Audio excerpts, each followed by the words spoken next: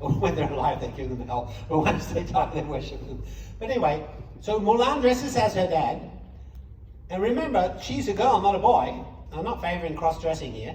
But when Jesus became a man, it said he took the form of a man. So Jesus essentially realized that we couldn't reach God by our own strength. We couldn't get to the emperor. We would have to be killed because we failed to answer the call of conscription or the draft.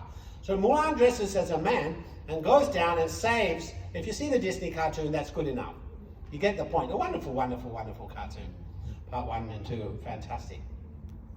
She essentially is a symbol of the Savior in that regard, that she goes down taking on the form of her father and rescuing her father from death and rescuing her kingdom, and then she gets honored by the emperor. How close is that to an analogy of Jesus Christ? E.T. is another one. E.T. was written as an analogy of Jesus Christ.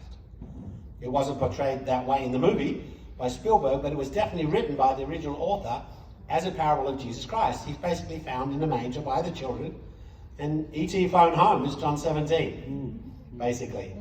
It was written as a parable. I'm not dreaming that up.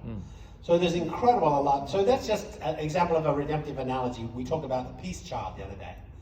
There was a culture in which deceit was really honored, and people would lie to each other and trick each other and befriend each other, and then when the knife went in the back, literally, during the feast, they all thought that was the greatest thing because they tricked that guy into being their friend. At his weak point, they'd kill him and eat him.